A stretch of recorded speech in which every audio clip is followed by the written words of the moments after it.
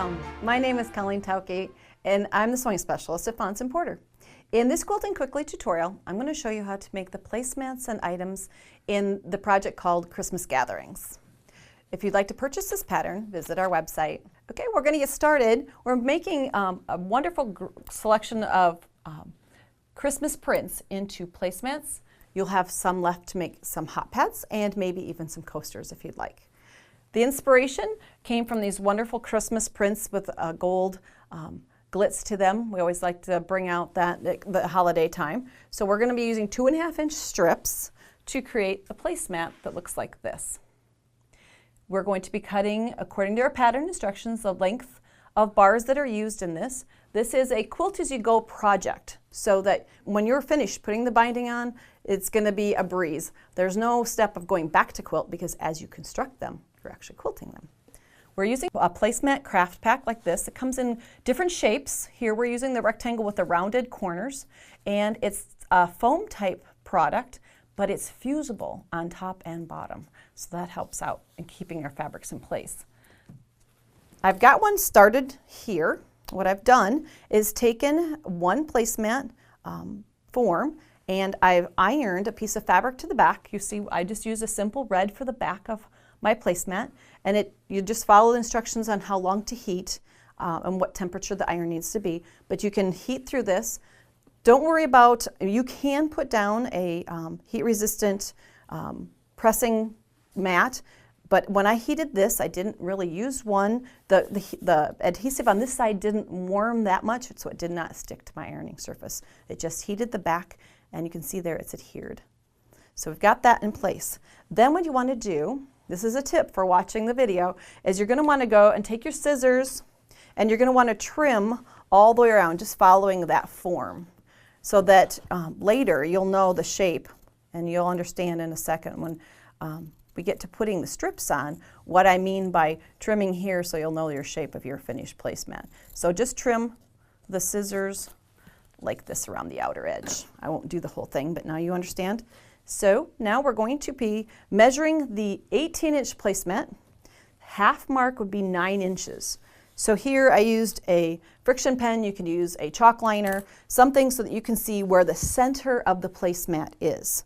Now that would be the center line when we have the construction done. But remember, we have seam allowances. So we're going to go 1/4 inch to either side, doesn't matter which side, but to one side of that center line.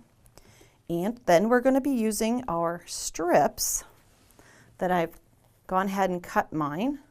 The center strip falls on the gold on this one, so we'll make one looking just like the one laying out here.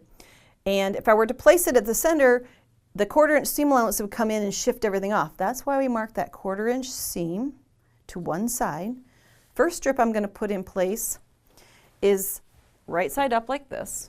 Then I'm going to take it to the iron. Remember, this is fusible, but also realize all of this is fusible too. So we're going to use the nose of the iron just to keep that one in place. So we're just touching down just the tip of the iron.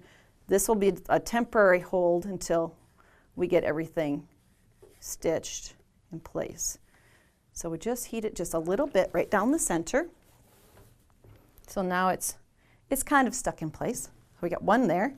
The next fabric that I used is the large Christmas print, and it's going to be next to it, but in order to seam it, I'm going to put them right sides together, matching them up right along like this, and I'm just going to put a couple of pins in just to hold them in place. And you'll have to get through the layers there just a little bit, so they don't shift when you go to the sewing machine. 3 ought to do it. Now, you're going to create a 1/4 inch seam down the center of the placemat. Now, when you go to a sewing machine and you've got all these layers, you're going to be thinking, set up your sewing machine differently. You need a walking foot or an even feed foot like this machine is set up here. And then you're going to want to, this ruler out of the way, take this over to the sewing machine and create that 1/4 inch seam. I'm going to twist this so I think about where my 1/4 inch seam is. On this machine, I actually have a laser light that I can set up to run along the outer edge of my fabric, so I'll know where my 1/4 inch is. If you need to mark from where your needle goes into the fabric onto your presser foot, put a little mark with that. You can just touch it with a Sharpie. It'll give you that guide for the 1/4 inch seam. Because we're sewing in the middle of a project like this, it's a little trickier to think about where your 1/4 inch seam actually is at. You can also set your stitch length. As this is quilting through all these layers, you can set your stitch length just a little bit longer at about a 3.0 or 3.5. It might be kind of hard to pick up, but there's a red thread line there, 1/4 inch seam all the way across my placemat. Now I'm going to open up these fabrics all the way to the seam, and you'll see that it's stitched along the back. That's my quilting. Put that first bar on, and then I'm going to take it to the ironing board. Remember that the material that you're using as your batting in your placemat is fusible, so again, just the nose of your iron will hold this in place.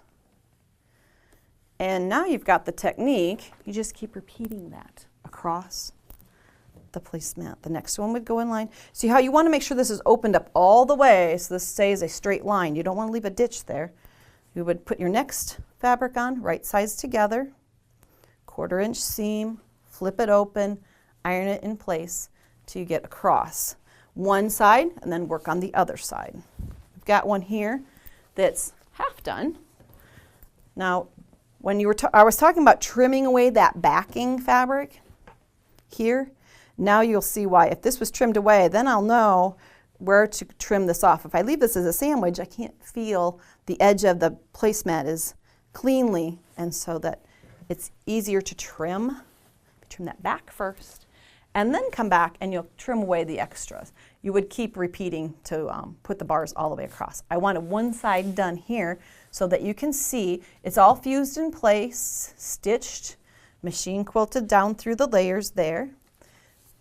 Then after you've finished this side, you would come in and put your binding on, and you'll notice that since we've got a curved outer edge, we need to use bias binding, which has a little bit of give to it. And I just wanted to walk you through visually putting the binding on. The reason why we need bias binding is because when we get to these curves out here, that lays nicely when we're stitching it on, and it will roll back and create this perfectly flat curve. You don't want to stretch this as you're putting it on. You want to just gently nudge along. You may want to pin it if you're new to putting on bias binding, but you don't want to stretch it as it runs in the corner, or you'll get a cupped corner and it won't lay flat. It'll curl on you. So bias binding all the way around, and you can complete 4 of those for a set. Now you're going to have a few strips left, so we thought, let's take it a little bit further.